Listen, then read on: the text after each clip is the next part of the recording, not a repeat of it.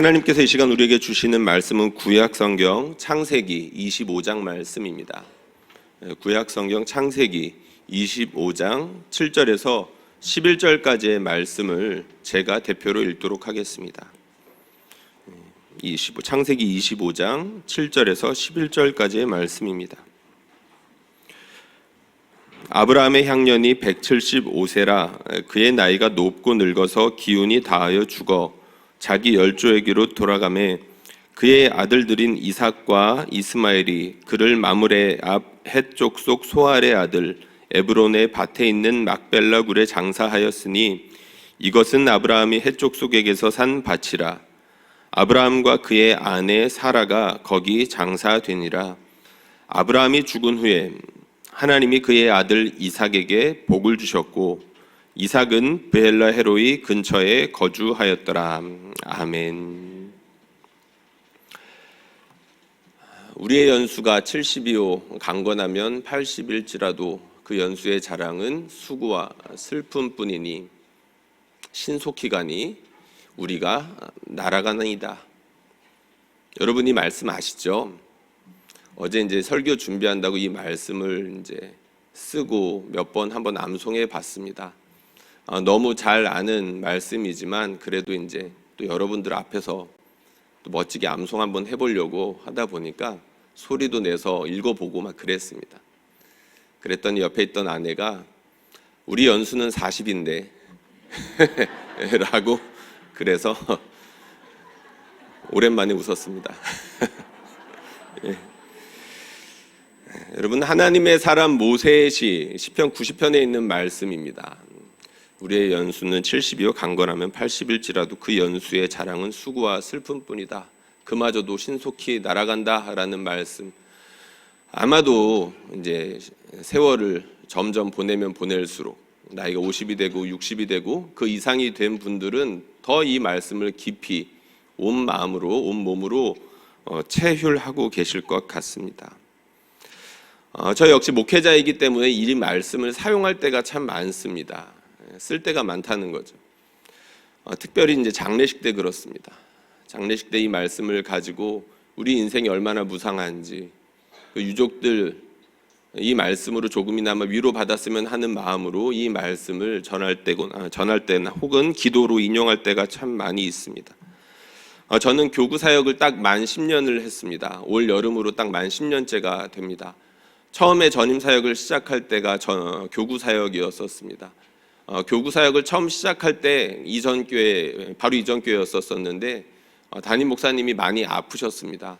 400명 정도의 교회인데 목사님이 많이 아프시다 보니까 목양을 제대로 하실 수가 없었습니다. 설교만 겨우 근근히 하실 수 있는 정도여서 교회에 있는 대소사들, 특별히 성도들이 겪고 있는 그런 대소사들을 찾아가서 예배하고 경조사를 이렇게 감당할 때가 너무나 많았습니다. 처음엔 너무 당황스럽기도 하고 그리고 너무 많이 그런 일들이 일어나니까 그것들을 하는 것이 사실 벅찼습니다.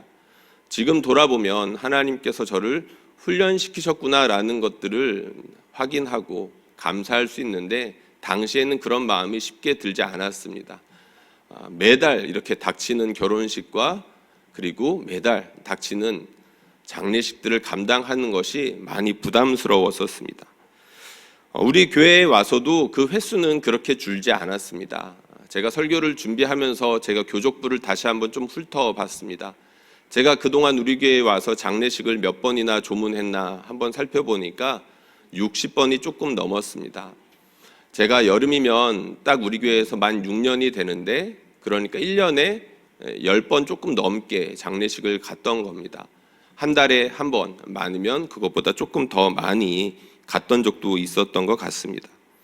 그렇게 성도의 죽음 혹은 성도의 가족의 죽음을 위로하는 일은 저에게 있어서, 아니 모든 교구 목사님들과 목사님들에게 있어서 중요한 일이죠. 성도님들에게도 마찬가지일 겁니다. 내 옆에 있는 성도가 사랑하는 가족이 죽었는데 그 빈자리를 무엇으로 위로할 수 있겠습니까?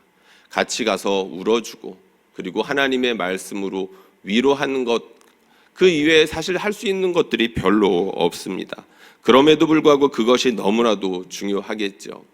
그야말로 목회자는 요람에서부터 무덤까지 성도들이 생과 사를 보내는 인생 과정 가운데 그 모두를 하나님의 말씀으로 채우는 일들을 하고 있다라고 보시면 될 것 같습니다. 그 중에서도 특별히 장례식, 우리 성도들이 이 땅에서의 모든 수고를 마치고 그리고 그 마지막 가는 길을 예배로 함께 드려주는 그 순간은 목회자들에게 참 중요한 순간입니다.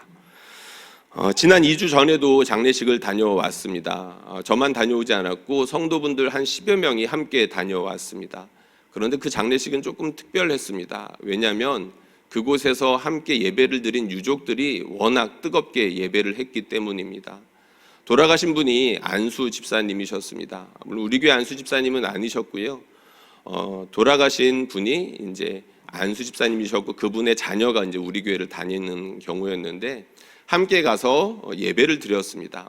우리 성도가 한 10여 명쯤 됐고 그분의 스라의 자녀분들이 7남매가 있었고 그리고 이제 손주들까지 있었으니까 20여 명이 대충 봐도 넘었던 것 같습니다.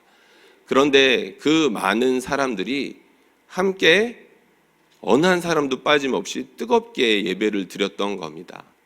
그 모습을 보니까 자연스럽게 고인이 이 땅에서 어떤 삶을 살았는지 그리고 자녀들에게 무엇을 중하게 가르쳤는지를 어렵지 않게 알 수 있었습니다.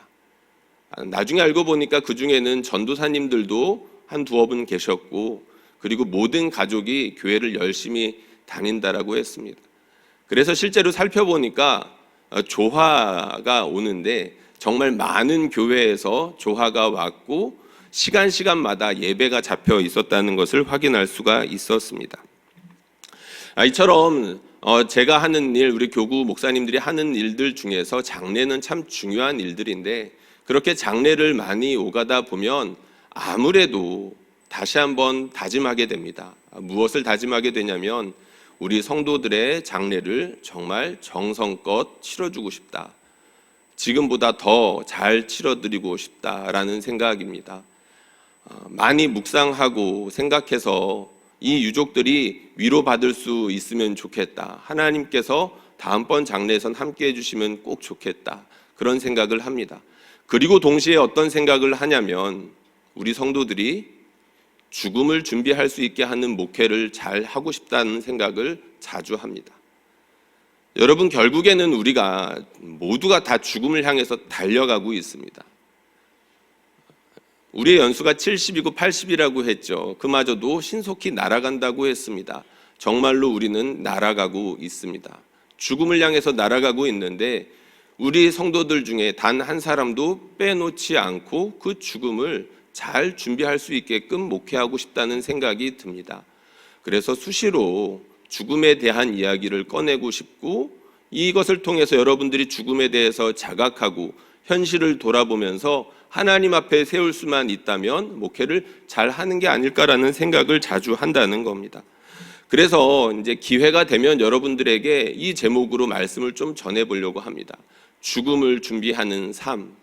우리의 인생은 죽음을 준비하는 것이라고 해도 과언이 아닐 텐데 성경에서 어떤 사람의 죽음 혹은 어떤 사람의 그 죽음을 포함한 그 마지막 부분을 돌아보면서 이 사람들, 우리 믿음의 선조들은 어떻게 죽음을 준비하면서 살았는지 그리고 그 영광스럽게 죽음을 맞이했는지에 대해서 살펴보려고 합니다. 오늘 말씀 제목 한번 같이 읽어보면 좋겠습니다. 시작. 예, 그렇습니다. 죽음을 준비하는 삶, 아브라함에 대한 이야기를 오늘 잠깐 해보려고 합니다. 여러분, 아브라함은 별명이 있죠. 믿음의 조상입니다. 그래서 아브라함을 보면 믿음이라는 것이 무엇인지를 우리가 확인해 볼 수 있습니다. 믿음으로 사는 것이 어떤 것인지를 아브라함을 보면 우리가 많이 배울 수 있다는 겁니다. 죽음 역시 마찬가지겠죠. 아브라함이 죽었던 장면을 보면 아브라함이 어떻게 죽음을 준비하면서 살았는지를 우리가 엿볼 수 있습니다. 우리도 아브라함처럼 이렇게 죽음을 준비하면 되겠구나라고 배울 수 있다는 것이죠. 오늘 말씀에 그 힌트들이 있는데 이 말씀을 오늘 좀 반복해서 몇 차례 볼 겁니다.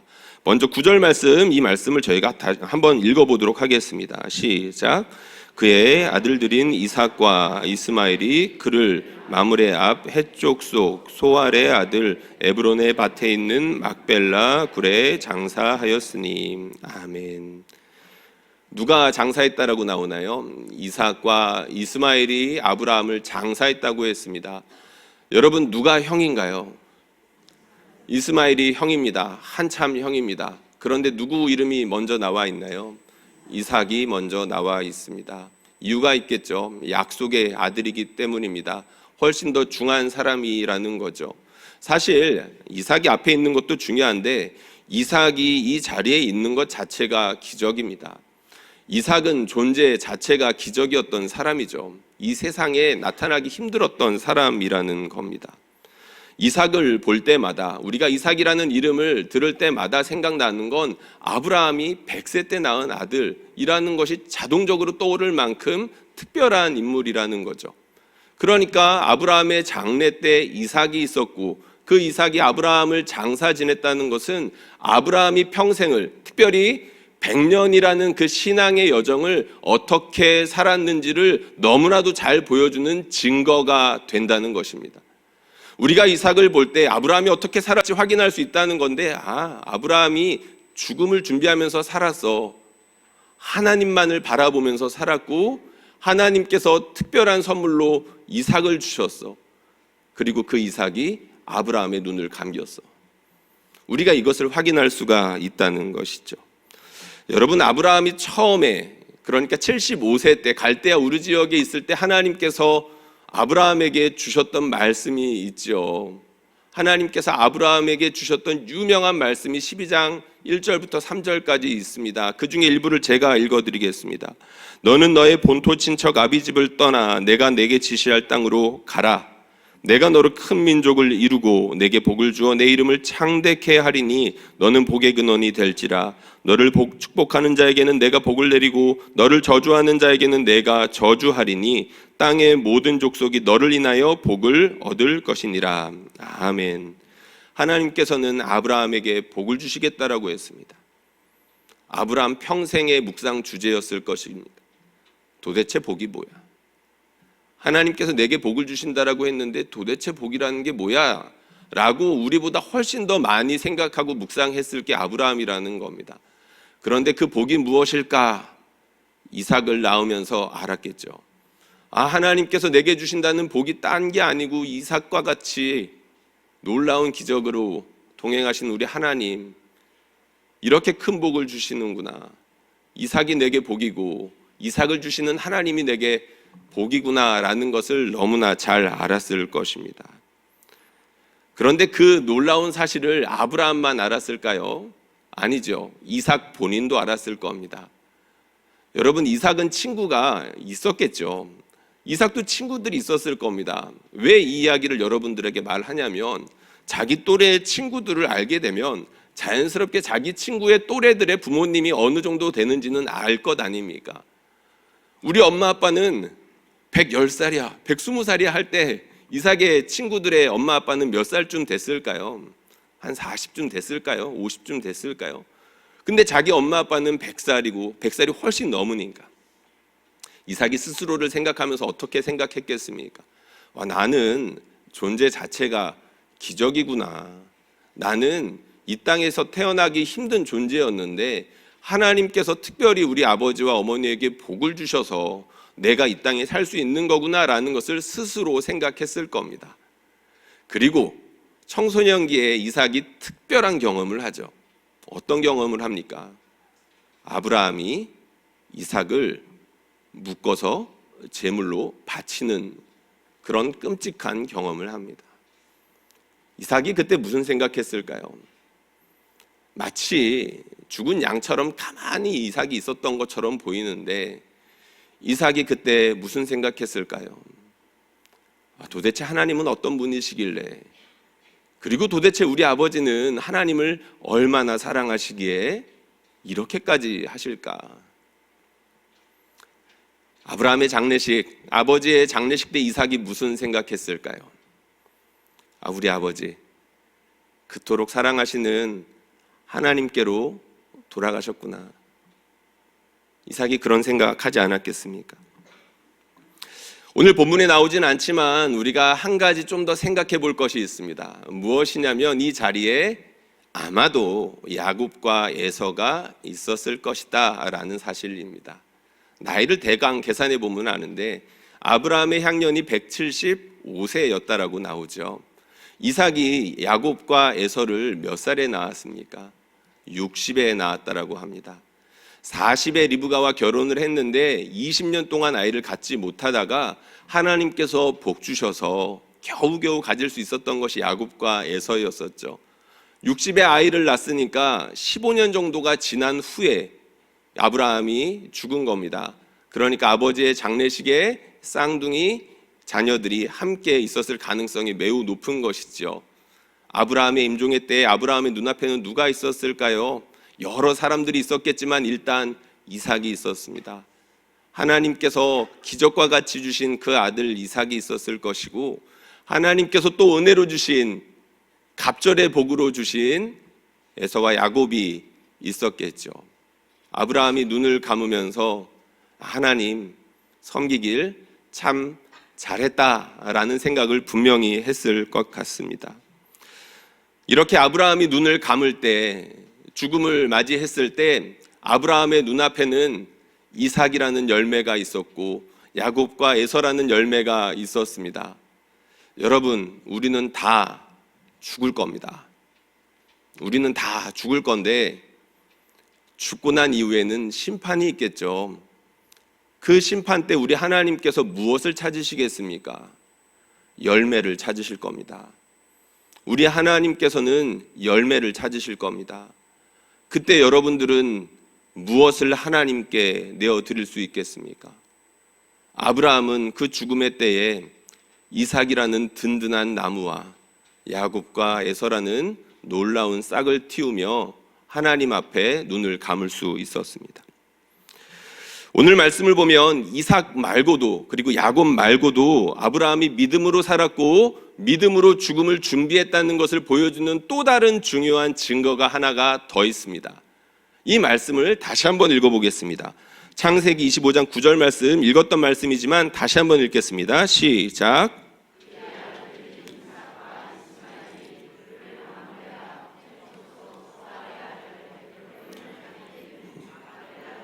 장사하였으니. 아멘. 마므레 앞 해쪽 속 소알의 아들 에브론의 밭에 있는 막벨라 굴에 장사하였다. 무슨 이렇게 수식어가 참 많습니다. 땅이 있었다는 겁니다. 이 이야기를 알려면 창세기 23장을 다시 한번 좀 훑어봐야 되는데 시간상 다 훑어볼 수는 없고요. 창세기 23장에 보면 사라가 죽은 이야기가 나옵니다. 사라가 137세 이렇게 눈을 감았다라는 이야기가 나오는데요. 그때 사라가 127세입니다. 127세에 이제 눈을 감는데 헤브론, 이 마므레라는 장소에서 자신의 생을 다합니다. 그렇게 눈을 감았을 때 아브라함이 그제서야 이제 땅을 살 생각을 했던 것 같습니다. 근데 여기에서 우리가 좀 생각해 봤으면 하는 게 있는데, 여러분, 아브라함과 사라의 고향은 어디입니까? 갈대아 땅입니다. 저 멀리 있는 갈대아 우르 지역이죠. 여러분, 사람이 나이를 먹고 그리고 죽을 때가 되면 고향 생각나기 마련 아니겠습니까? 굳이 죽을 때가 아니다 하더라도 사람들은 다른 마치 동물들처럼 회귀 본능이 있는 것처럼 고향 땅을 바라보고 그리워하는 경우가 참 많습니다. 아브라함이라고 그러지 않았을까요? 사라라고 그러지 않았을까요? 사라가 혹시라도 죽기 전에 여보, 나 죽으면 내 가족들이 있는 고향 땅으로 가서 좀 묻어줘, 그런 이야기 한 번쯤은 하지 않았을까요? 그런 생각해 보는데 아마도 아니었을 것 같습니다. 왜냐하면 사라가 죽었을 때 바로 이 땅에 묻혔기 때문인데 아브라함이 아내의 의견을 존중했을 것 같거든요. 그렇다면 아브라함이나 사라나 왜 이 지역에 묻히기를 원했을까요? 다른 이유 없습니다. 여러 가지 이유들을 찾을 수 있겠지만 하나님께서 가나안 땅을 주시겠다라고 약속하셨기 때문입니다. 하나님께서 이 땅을 주시겠다라고 약속하셨는데 아브라함의 실제 소유에는 땅 한 평이 없었죠. 창세기 23장에 보면 이런 말씀이 나옵니다. 제가 한번 읽어드리겠습니다. 나는 당신들 중에 나그네요 거류하는 자이니 당신들 중에서 내게 매장할 소유지를 주어 내가 나의 죽은 자를 내 앞에서 내어다가 장사하게 하시오. 나는 당신들 중에 사는 나그네입니다 라고 이야기합니다. 이거 무슨 뜻일까요? 실제로 나그네였다는 이야기입니다. 그는 이 당시에 75세에서 한참 지난 시간이니까 약 60년을 넘게 떠돌이 생활, 유목민 생활을 했던 것으로 보입니다. 그런데 이 지역에서 땅을 사죠. 땅을 살 수 있었던 특별한 이유가 있었습니다. 첫째는 그가 부자였기 때문이기도 하고 두 번째는 평판이 좋았기 때문이었습니다. 만약에 평판이 좋지 않았다면 아브라함에게 누구도 땅을 팔려고 하지 않았을 것입니다. 외지인이었고 유목민이었기 때문이죠. 이방인에게 함부로 땅을 팔지 않는 건 지금도 있는 관습들 아니겠습니까? 아브라함이 살던 당시에는 더 그랬던 것 같습니다. 그런데 감사하게도 아브라함은 주변의 사람들에게 인정을 받았습니다. 아브라함 당신은 훌륭한 사람입니다. 우리가 그냥 이 땅을 드릴 수 있습니다. 그냥 거저가십시오. 이런 이야기까지 들었었죠. 그러나 굳이 아브라함은 대가를 치릅니다. 값을 치르죠. 여러분 혹시 아브라함이 땅을 얼마를 주고 샀는지 기억하십니까? 은 4장. 예. 은 400세겔입니다. 여러분 한 세겔이 11g 정도 된다고 합니다. 그러면 은 400세겔이면 4kg. 은 4kg. 지금도 4kg면 적지 않죠. 여러분 성경을 다 뒤져봐도 땅을 그만큼 주고 샀다는 기록이 한두 군데 정도 말고는 별로 없습니다. 심지어 다윗이 아라우나의 그 타작마당을 샀을 때 50세겔인가 60세겔인가를 주고 사는데 아브라함은 무려 한참 전의 사람인데도 은 400세겔이나 주고 그 땅을 샀던 것이죠. 왜 그렇게 큰 대가를 치르고서라도 그 매장지를 샀을까요? 잠깐 그 순간 매장하기 위해서 그 땅을 샀을까요? 아니죠. 방금 말씀드렸던 것처럼 그 땅을 하나님께서 주시겠다라고 약속하셨기 때문입니다. 맞아, 하나님께서 가나안 땅을 주시겠다라고 약속하셨는데 비록 나에게는 지금 땅이 없지만 이삭을 주셨던 우리 주님이 언젠가는 이 가나안 땅을 우리 후손들에게 주실 거야라는 믿음이 있었겠죠. 그래서 그 믿음으로 거금을 치룬 겁니다. 지금은 내가 비록 이 작은 땅, 매장지를 비롯한 그 주변에 밭대기를 조금 사는 것뿐이지만 하나님께서는 더 큰 것을 우리에게 주실 거야, 나에게 주시기로 약속하셨지. 그러니까 400세겔이나 되는 돈을 주고 그는 소망을 산 겁니다. 소망을 사면서 자기 아내만을 위한 매장지가 아니라 결국에는 그 땅에 자기도 묻히고 그리고 이삭도 묻히고 그리고 리브가도 그곳에 묻히고 야곱도 묻히고 레아도 묻히게 되죠. 여러분 우리가 매장지에 가면 하게 되는 일이 무엇입니까? 그 고인을 생각하는 겁니다. 그 매장지에 갈 때마다 아브라함이 우리 후손들이 무엇을 생각했으면 좋겠다, 이게 딱 각이 나오죠. 아브라함은 하나님의 약속을 생각하기를 바랬습니다. 자기뿐만이 아니라 자기의 후손들마저도 이 땅에 묻힐 다른 자기의 대대손손까지 이곳에 묻히면서 하나님께서 이 땅을 우리에게 주시기로 약속하셨지. 우리는 죽으면 다른 데 가는 게 아니라 우리를 사랑하시고 우리에게 약속을 주시고 이 약속을 이루시는 하나님께로 돌아가는 거지라는 생각을 할 수 있게끔 아브라함이 거금을 들여서라도 그 매장지를 샀다는 겁니다. 지금 이삭과 이스마엘 그리고 야곱과 에서가 장례를 치르고 있다라고 말씀을 드렸죠. 이 장례를 치르고 있을 때 이삭이 이제 갓 14살, 15살 지나고 있을 야곱과 에서에게 무슨 이야기 했을까요? 이 땅에 대해서 하나님을 빼놓고 설명할 수 있는 방법이 없었을 것입니다. 그리고 나도 결국에는 이 할아버지처럼 죽게 될 텐데 나도 하나님의 약속을 따라서 이 매장지에 묻어줘야 될 것이고 너희도 결국에는 이 땅 가운데 하나님께서 주시기로 약속한 그것들을 누리면서 대대손손 하나님을 바라보면서 살아야 되고 하나님께로 돌아가야 된다라는 이야기를 분명 해줬을 것입니다. 여러분 최근에 영화 시장이 불황이라고 하죠. 그런데 그 불황인 영화 시장 가운데 특별히 많은 사람들이 본 영화가 있습니다. 무려 1,100만 명이 넘게 본 영화인데 파묘라는 영화입니다. 파묘. 이름부터가 조금 생소하기도 하고 조금 섬뜩하기도 하고 그렇죠. 여러분 혹시 보셨나요? 아마 1,000만이 넘는 분들이 보셨으니까 여러분들 중에도 몇몇 분들은 아마 보셨을 겁니다. 이 영화에 보면 어떤 이야기들이 나오냐면 처음에 이런 대사가 나옵니다.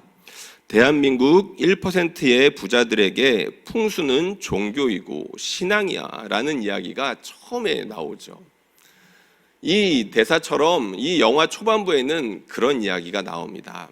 어떤 부자가 등장을 하는데 그 부잣집에 자꾸 사건이 생기는 거죠.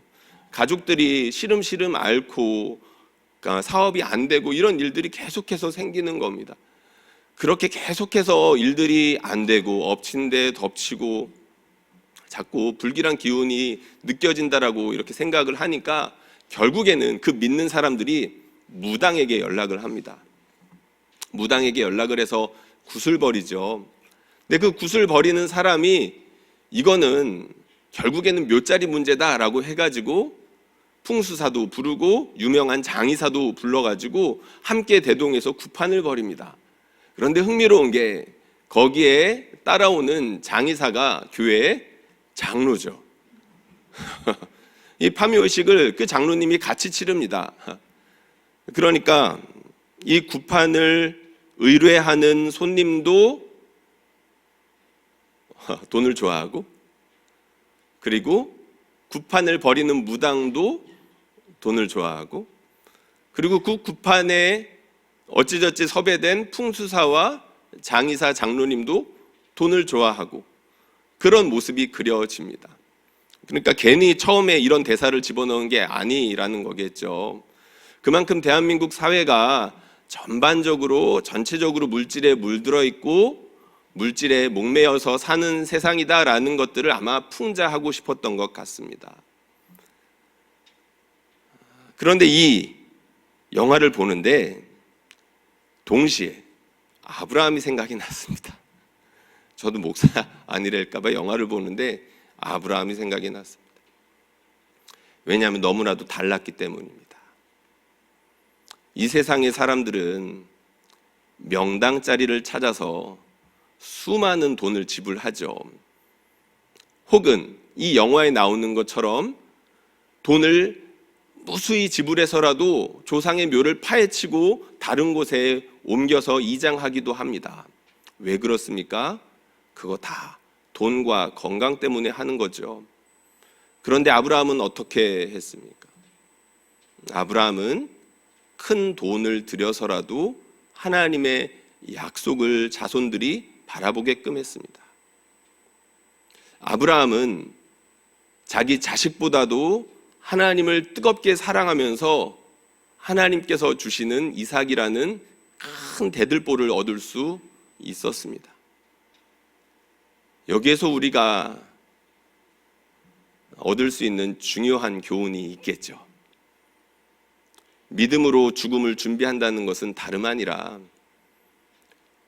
우리의 자녀들에게 믿음으로 사는 것이 어떤 것인지를 삶으로 보여주는 것이고 우리 믿음의 바통을 우리 자녀들에게 넘겨주는 것이구나라는 것을 아브라함에게서 배울 수가 있습니다. 놀랍게도 하나님께서 그 아브라함의 믿음에 장래의 순간 가운데 응답해 주시죠. 정확하게 장래의 순간은 아닐지라도 아브라함의 죽음 후에 하나님께서 큰 일을 행하셨다라는 내용이 나옵니다. 이 말씀 저희가 같이 읽어보면 좋겠습니다. 창세기 25장 11절 말씀입니다. 큰 소리로 읽어보겠습니다. 시작. 아브라함이 죽은 후에 하나님이 그의 아들 이삭에게 복을 주셨고 이삭은 브엘라 헤로이 근처에 거주하였더라. 아멘. 아브라함이 평생 고민하고 묵상했던 주제인 복, 그 복을 하나님이 이삭에게도 주셨습니다. 할렐루야. 우리 하나님께서 이삭에게도 복을 주셨습니다. 하나님께서 아브라함에게 복을 주셔가지고 그 100년이라는 시간 동안 복을 붙잡고 막 달려가게 하셨는데 그 복이라는 바통을 이삭에게 넘겨줄 수 있게끔 하나님께서 하시는 게 눈에 그려지지 않으십니까? 사랑하는 성도님들, 우리는 다 죽을 것입니다. 하나님께서는 우리에게 열매를 요구하시겠죠. 우리 자녀들에게 신앙을 물려줄 수 있으면 좋겠습니다. 우리 자녀들이, 우리 부모님이 무엇을 추구하면서 살았는지는 우리 자녀들이 너무나도 잘 알 것입니다. 여러분, 교회에 보면 참 많은 분들이 교회를 이렇게까지 사랑하셔 하시는 분들이 참 많습니다. 제가 봐도 그런 생각이 드는데, 그런 분들의 자녀분들은 그런 생각하지 않을까요? 아빠, 하나님은 도대체 어떤 분이시길래 그렇게까지 하나님을 섬기는 거야?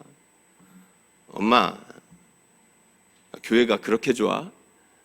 교회가 어떤 곳이길래 그렇게까지 교회를 섬기는 거야? 여러분, 그 질문할 때 성령이 임하실 겁니다. 우리 자녀들이 여러분들에게 그 질문하고 평생 씨름하면서 그 질문할 때 성령님께서 찾아가 주셔서 내가 너를 사랑해서 이렇게까지 복을 주고자 한다 라고 친히 말씀해 주실 겁니다. 여러분들에게 복 주셨던 하나님께서 믿음으로 죽음을 준비하는 여러분들에게 복을 주실 때 여러분들의 자녀들에게 그렇게 복 주시며 이삭처럼 믿음으로 살아갈 수 있도록 도와주실 것입니다. 바라기는 저와 여러분들에게 그런 큰 은혜 주시기를 주님의 이름으로 축원합니다. 제가 잠깐 기도하겠습니다.